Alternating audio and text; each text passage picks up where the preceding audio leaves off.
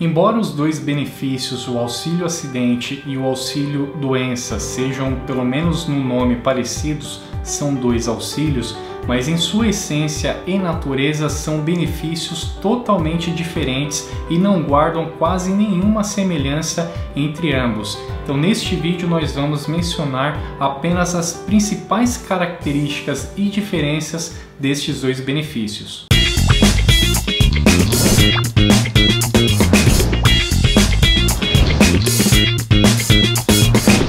Nós vamos começar este vídeo falando do benefício, ou melhor, falando das características do benefício de auxílio doença.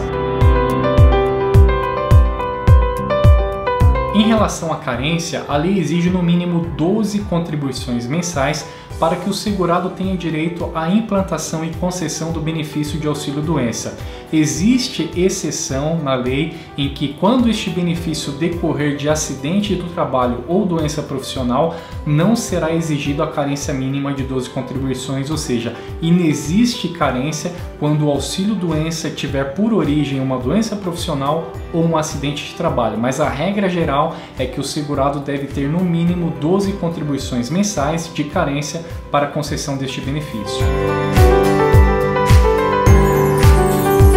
Em relação ao início do benefício de auxílio-acidente, ele se dá após o 31º dia para os segurados empregados. Para os demais segurados da Previdência Social, ele ocorre com a data de entrada do requerimento administrativo ou com a data de constatação do início da incapacidade laboral, desde que ambos tenham decorridos mais de 30 dias.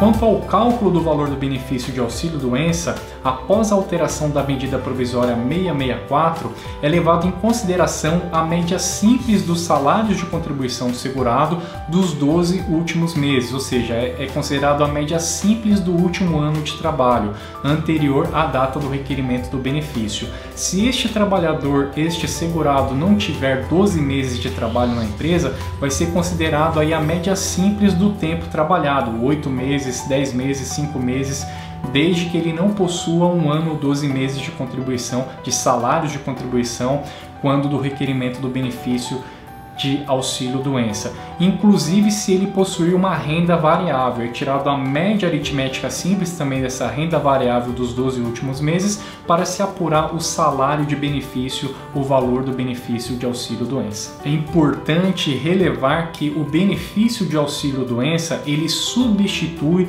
a remuneração deste trabalhador. Portanto, não pode ser pago um valor abaixo do salário mínimo. Esta previsão consta no artigo 33 da Lei 8.213 de 1991, porque qualquer benefício previdenciário que substitua por completo a renda, a remuneração deste trabalhador, ele não pode ser pago um valor inferior ao valor do salário mínimo. Diferente do auxílio-doença, o benefício de auxílio-acidente tem uma natureza indenizatória. E para a concessão deste benefício, a lei não exige carência mínima, seja para o auxílio-acidente de natureza acidentária, seja para o auxílio-acidente de qualquer natureza ou de natureza previdenciária, ou seja, aquele benefício que não decorre de doença profissional ou acidente do trabalho.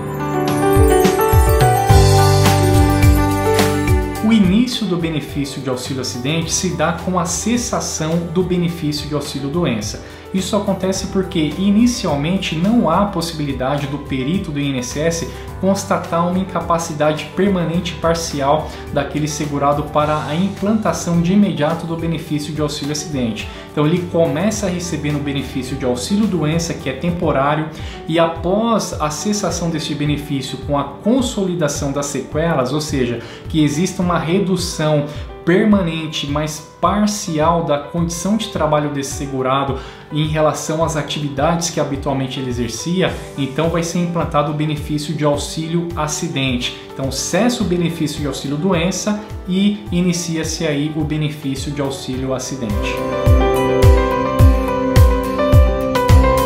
por fim, em relação ao valor do benefício de auxílio acidente, ele será pago no valor equivalente a 50% do salário de benefício que deu origem ao benefício de auxílio doença. Desta forma, é possível o recebimento do benefício de auxílio acidente em um valor que seja inferior ao salário mínimo. Isto porque o benefício de auxílio acidente ele tem uma natureza indenizatória, ou seja, ele não substitui a remuneração do trabalhador, uma vez que o trabalhador ele pode continuar trabalhando, exercendo as suas atividades laborais, receber o seu salário conforme prevê na lei e também receber conjuntamente o benefício de auxílio acidente. Então ele vai complementar a renda desse trabalhador por conta da redução da sua condição de trabalho que teve após aí a consolidação dessa sequela incapacitante que impediu este trabalhador de exercer aí com a mesma qualidade as atividades que ele exercia anteriormente à consolidação das suas sequelas.